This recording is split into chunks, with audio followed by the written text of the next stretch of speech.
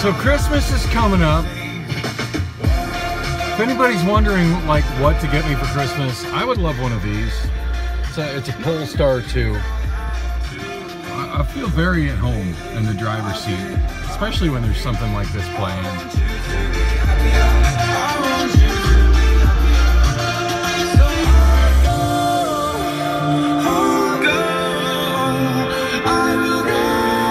That's God's view of the car. Anyway, hey, just thought I'd add to the journey here that I actually clocked in. It's straight up at 2 o'clock. So in spite of all the issues that I had getting here today, I got here right on time.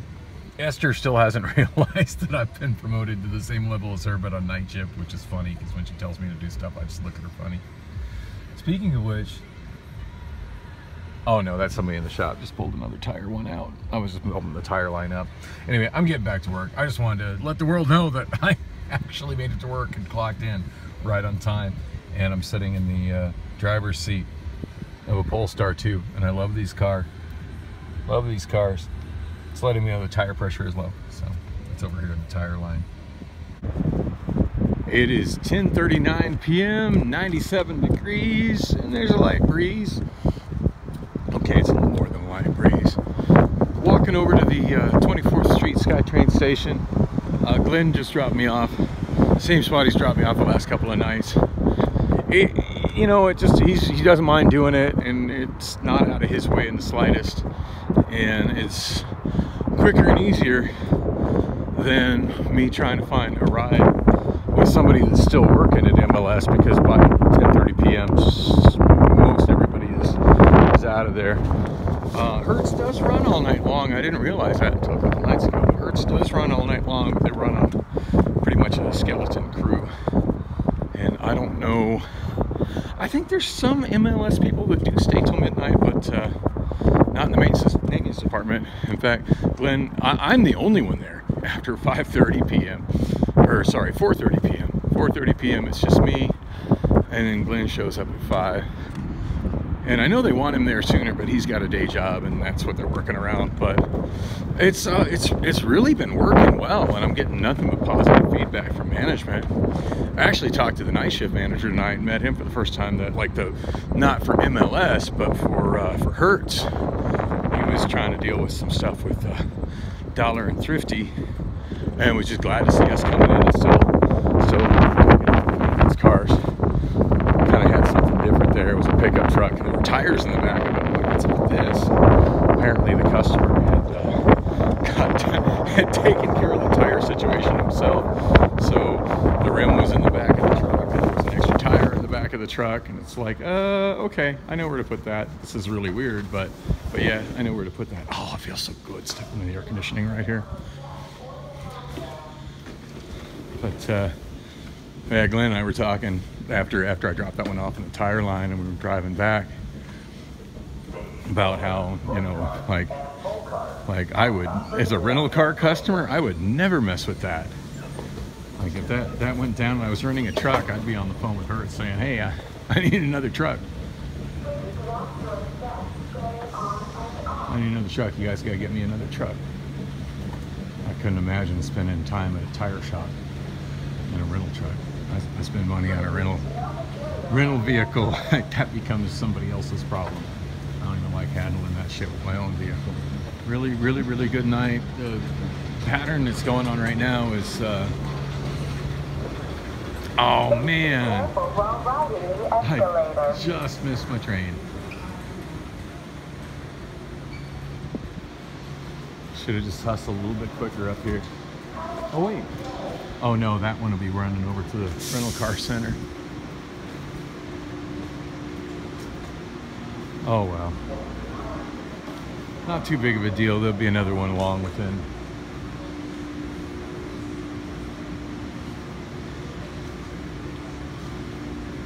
You know, most likely the one that's right there that's headed to the rental car center full of people, most likely it'll be the one coming back in about 4 minutes. So one thing I've noticed that I haven't talked about, I kind of wanted to shoot some video of it, but the train was just absolutely packed this afternoon. But I did point it out to the people that were interested, that were riding the train with me, because there were a lot of people that were asking. It's like, oh, is this where we get off for the rental car center? It's like, no, this is 24th Street Station. This is where you get off of Greyhound. And they're like, oh, we don't want that. Obviously, there's some other stuff here, but as far as I know, the main thing here is Greyhound. And it does mention them. The station's kind of on the other side of the flashing lights over there. But yeah, very much walking distance on the other side of the station here. Anyway, yeah, they were commenting how far it was. And then people were like, well, this is new. This wasn't here a year ago. I'm like, nah, this extension of the rental car center is very new. Definitely within the last like year and a half. Said it didn't even go to Terminal 3 years ago. For the longest time, it only went from 44th Street to Terminal 4, and you had to take a shuttle bus the rest of the way. And it's like, speaking of shuttle buses, check this out. And between 24th Street Station and the rental car center, where the SkyTrain station is, there's 2 yards, like parking lot yards, full of buses.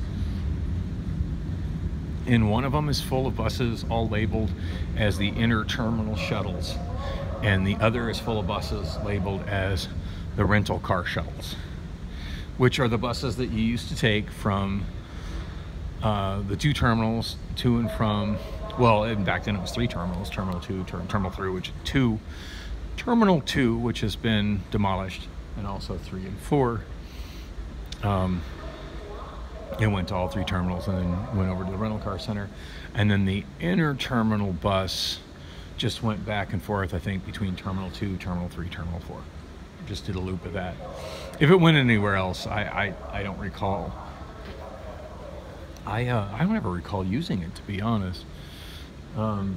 Usually every time I have flown out, since the SkyTrain has existed, every time I've flown out via Terminal 4. And the first time that I flew out via Terminal 3 was like right after they completed the SkyTrain to Terminal 3. So, and I do recall like one time flying either in or out on Terminal 2, but that was after SkyTrain was completed to Terminal 3, and at that point in time they had like a walkway between Terminal 3 and Terminal 2, which was a pretty short walkway. I feel like I've shot video of it before, because I know I started this vlog before Terminal 2 was destroyed. But not only was that a very walkable distance, but they had these little like golf carts with extended benches in the back where you could get a ride if you didn't feel like walking, which I did about half the time. But anyway, it's kind of trippy seeing those 2 lots just full of empty buses. And then somebody commented, well, you know, why don't they paint those up and use them as city buses? And I'm like, yeah, this city doesn't care about people that ride the city bus. I said, no, we got politicians fighting over spending billions to expand the light rail 1 mile, and it's a mile that already has extensive bus service and a free bus shuttle that runs every 15 minutes. You know, they're fighting over that. What they should really be doing is taking streets like 44th Street and other major streets that only have a bus every 30 minutes and upping the frequency on that. As it's pretty messed up that people like myself that come into work have to deal with waiting out 110 degree weather for as much as 30-40 minutes. But yeah, they want to spend billions on a light rail track to go a mile that already has a bus every 15 minutes or more. Anyway, I'm gonna wrap this up. Sounded kind of redundant, but great night at work. The nighttime supervisor for MLS kicked me down some free pizza, and yeah, it's just overall been a great night. Love working with Glenn. The time just passes so fast.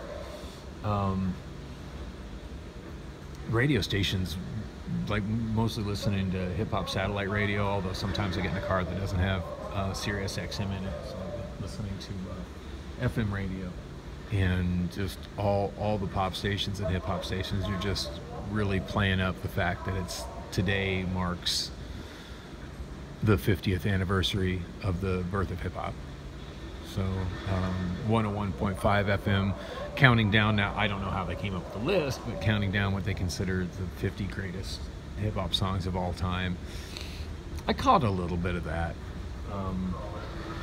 Rock the Bells Radio, which is LL Cool J's namesake station, which is mostly old school hip hop, on Sirius XM. I forget the channel number. It's like in the mid 40s. They seem to have, at night, always have the best like guys spinning old school hip hop. And it's funny, depending on what satellite radio we're in, like it'll never show artist and title. It'll just say the DJ that's spinning. And on some of them, it'll actually say show underneath the channel icon and say live mode. So whether he's spinning, spinning vinyl, or whether he's spinning CDs, or whether he's just, playing files, but whichever, it's actually a live DJ just playing what he feels is good, as opposed to just a pre-programmed automated playlist, which is what's on most Sirius XM stations. So pretty cool stuff. And there's my train.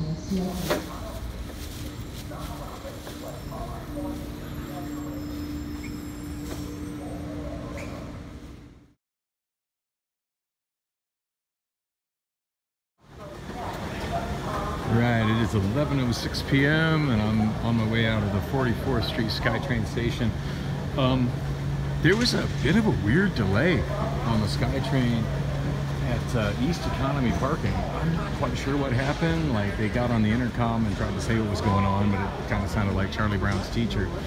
But yeah, like half the lights went out and the train just kind of stopped and sat there for a while. And on this particular run of the SkyTrain, it's about 80% airport employees from different departments and companies that just getting off shift, night shift, getting ready to go home, trying to get home. There are a lot of employee parking lots here near the 44th Street station, although some people go across and catch the light rail to go home. And there's a few of us that take Route 44 bus. I still think it's so weird how they blocked off the door that goes to where the 44 is, right there. And all the doors on that end of the SkyTrain station have been blocked off now. Apparently they have that much of a problem with bums coming in here. And where the hell is my bus? What the hell?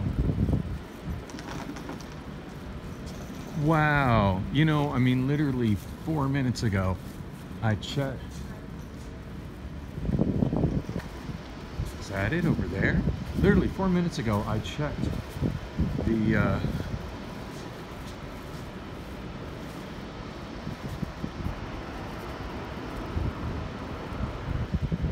wonder if they moved the bus stop, because now I don't see the bus stop sitting here.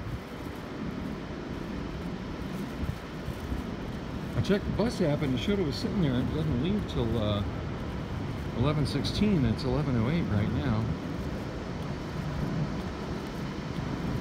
I wonder if they moved the bus stop. If they moved it since like yesterday.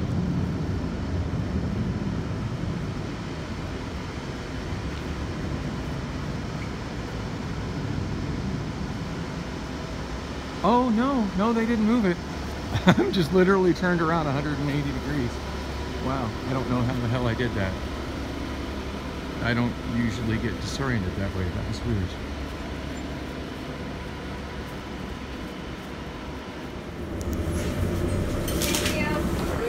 Thank you. That was a pretty pleasant ride. We did take off a little bit late, but I'm not going to slide it for that. As I've said many times, I'd rather the bus leave late than leave early without me. So, let's see what time it is right now. Looks like I'm making reasonable time. Would I have made better time driving? Oh yeah, most definitely. But it's nice not driving. So 11:28 right now. It was kind of funny when the bus was approaching McDowell Road. automated voice. McDowell Road transfer to Route 17, and I'm thinking to myself, yeah, as if there's, actually I think I said it out loud, so yeah, as if there's still a Route 17 running. And I was checking the app to see if maybe I could take a bus, just, you know, the last quarter mile between here. I mean, if it was going to come in a couple minutes, why the hell not? Between the stop right here and I think there's a stop right by the bar. But no, all the westbound 17s are done for the night. And just for kicks, I checked to see if there was still one going eastbound, and to my surprise, there is. And it's running a little bit late, so it's still coming.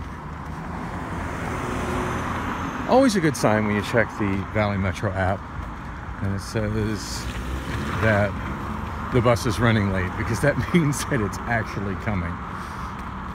But yeah, it doesn't go very far. It won't get you all the way into Scottsdale, but the one that's still traveling east can get you from here to 56th Street. I'm sorry, 52nd Street. So that's something. So Priscilla's been texting me the last few hours, and she's over at Wander Inn waiting for me. Says it's kind of busy tonight, but that a bunch of people she thinks are probably on their way out soon.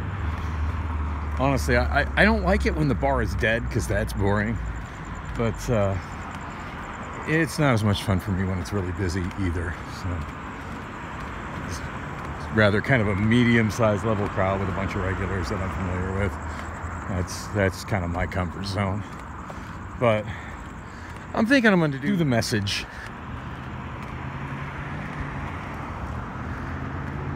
That seems like an appropriate karaoke song to bust out on the 50th anniversary of the birth of hip-hop.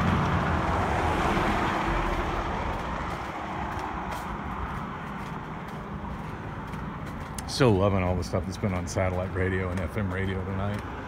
Just so much old school stuff that I normally don't hear. It's been really nice. So the last two cars that we brought were both going to the oil change line. The shag that we're using, that's the term for the one we're just using to drive ourselves around. We had started with the shag that was left over. Actually, now let me think about this. No, I went through 3 different ones today. I started with one that Keontae was driving. I was so glad Keontae was driving, not the French guy.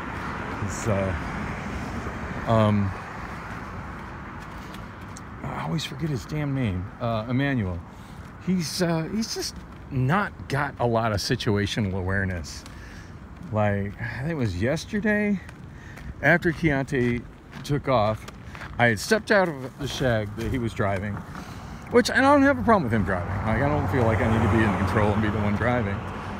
It's kind of fun getting in different vehicles and checking out different types of vehicles and driving them.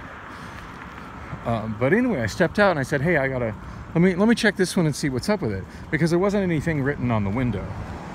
And you know, a lot of times I can just get out and look at the vehicle, start it up. I mean, if there's a warning that pops up on the dash that says it needs an oil change, then that's a no-brainer. It goes in the oil change line. If a check engine light comes on, well, that's a no-brainer. It goes in the shop line. So I can, at least hook it up to a tester and see what kind of codes it throws off. But there's always that chance that there's just nothing obviously wrong with it, in which case, as maintenance drivers, we don't mess with them. Well, anyway, I get out and I look at it and I don't see any reason why we should take it. So I'm walking back towards Emmanuel and he just starts driving off. And I'm like 20 feet behind him, waving my arms. And he's just not seeing me at all.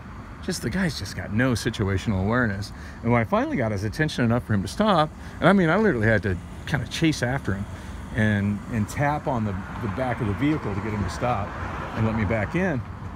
And I'm just like, dude, do you not look in the mirrors at all when you're driving?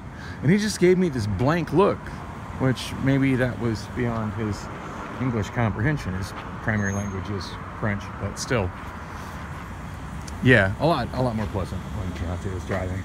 The shag that we were using, I checked it, and it was not actually a shop car. It was a one that needed to go in the dirties, and at that point they were a little short on cars to wash to send out as rentals. So I went ahead, and once he clocked out, because he clocks out at 4:30, because him and I were on the same shift, so he's, you know, on my old shift, clocked out at 4:30. I just went ahead and parked that one in the dirty line, because I've got a good, you know, solid half hour before when he leaves and when Glenn shows up, where I can accomplish more just on foot, moving things around the maintenance yard. When Glenn showed up, we went and we grabbed one vehicle that we were going to use as a shag, which we used, I don't know, we probably used it for 2 hours.